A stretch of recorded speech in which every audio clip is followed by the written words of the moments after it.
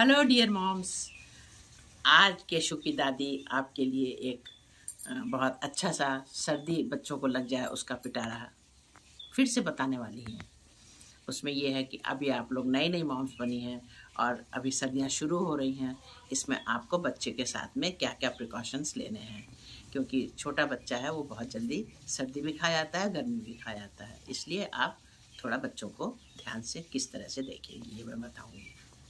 तो आप अपने बच्चे को किस तरह से ध्यान रखेंगी कि छोटा बच्चा है, 1 हफ्ते का भी बच्चा हो गया है और उसके 1 हफ्ते से 1 साल तक के बच्चे के लिए आप ये रेमेडीज़ कर सकती हैं कि जैसा कि मैंने पहले भी आपको बताया है। मेरी लिंक मैं डाल दे रही हूँ नीचे, उसमें आप लिंक देख लें। डियर न्यू मॉम्स, आपको मैंने शुरू में पिछले वीडियो में ये चीज़ नहीं बताई थी कि मॉम्स के लिए क्या रेस्ट्रिक्शंस हैं, मॉम्स की क्या ड्यूटीज़ हैं। तो इस वीडियो में मैं स्पेशली आपके लिए लेकर के आई हूँ कि बच्चे को तो रेमेडी बताई थी मैंने, लेकिन मॉम्स के लिए मैंने कुछ नहीं बताया था। तो मॉम्स क्या क्या अपने लिए प्रिकॉशंस लें, मॉम क्या क्या करें, ये मैं आपको इस वीडियो में आगे बताने वाली हूँ। तो आप बच्चे को शुरू से ही, पहले हफ्ते से ही आप बच्चे का ध्यान रखें।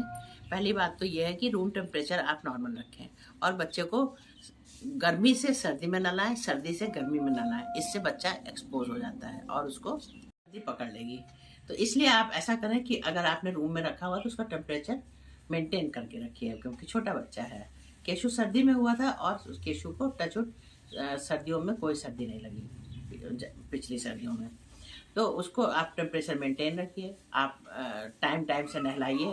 आप बच्चे को सर्दियों में रूम टेम्परेचर कंट्रोल करके रखें। मैं ये नहीं कह रही हूँ कि आप ब्लोअर चलाएं, हीटर चलाएं, इस तरह से नहीं। आप अगर कमरे में बच्चे को रखें, छोटा बच्चा है, नवजात बच्चा, तो आप उसको कपड़े पहनाएं, मालिश करें, जो मैं पहले आपको रेमेडी बता चुकी हूँ। सरसों का तेल, लहसुन इस तरह से गर्म करके, अजवाइन, मालिश करें। मालिश करके बच्चे को आप स्पंज करवाएं। स्पंज करने के बाद आप बच्चे को उठा करके कमरे में रखें और उसके बाद बार बार बाहर अंदर मत करें, क्योंकि बच्चा उसमें एक्सपोज हो जाएगा, उसको सर्दी लगेगी। कमरे में ही बच्चा रहेगा।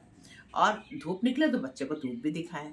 तो धूप दिखाने के बाद फिर आप रूम में ले जाएं। फिर धूप दिखाने के बाद आप कहीं इधर उधर उसको, बच्चे को टहलाएं नहीं, बच्चे को संभाल के रखें।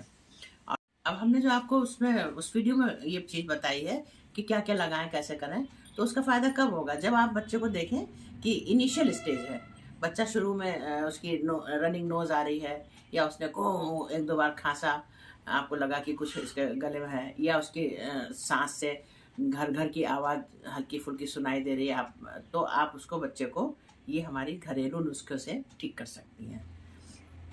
उसमें आप तेल मालिश करें बच्चे को। आजकल बेबी विक्स आती है, तो बच्चा बेबी विक्स छोटे बच्चे को ना लगाएं। बच्चे को 6 महीने के बाद ही बेबी विक्स आप करें, या बहुत हुआ है तो 2-3 महीने के बाद आप बच्चे के सीने रिप्स में बेबी विक्स आप लगा सकती हैं। और अजवाइन भून के बताए, अजवाइन आप उसके यहाँ पर रख दें, भून के अजवाइन लहसुन गर्म करके रख दें यहाँ पर। गर्म नहीं रखें, मतलब आप अजवाइन और लहसुन भून के, और उसकी स्मेल से भी बच्चे की नोज क्लियर होगी और चेस्ट तक उसको उसकी वेपर्स जाएंगी। इसलिए अजवाइन और वो करके रखें। देखिए, इस तरह से आप बच्चे को तो प्रोटेक्ट कर रही है, लेकिन आपको अपने को भी प्रोटेक्ट करना है। ये नहीं कि बच्चे को सर्दी लग रही है, आप सोच रहे हैं कि मैं खूब कपड़े धो लूँ, मैं घर का काम कर लूँ, बच्चा सो गया, अब ये कर लूँ, वो कर लूँ। आपको भी अपने को प्रोटेक्ट करके रखना है। आप मीन्स मदर्स, तो उनको अपने को सर्दी में नहीं एक्सपोज होना है। जो काम करने हैं नॉर्मल ढंग से करें और उनको सर्दी नहीं लगनी चाहिए। ये ना सोचें कि आपने मदर फीड से उसको बच्चा सर्दी ले लेगा। लेकिन बच्चा आपको, देखिए, हम लोग अगर सर्दी या फ्लू होता है, किसी को जुकाम होता है, तो अवॉइड करते हैं कि एक दूसरे से दूर रहें कि हमको इन्फेक्शन हो जाएगा। तो जब माँ को अगर सर्दी है तो वो बच्चा तो पकड़ेगा ही पकड़ेगा। इसलिए आप मदर को भी अपने की सर्दी बचा के रखनी है कि हमें भी सर्दी नहीं हो, मेरे बच्चे को भी ना हो।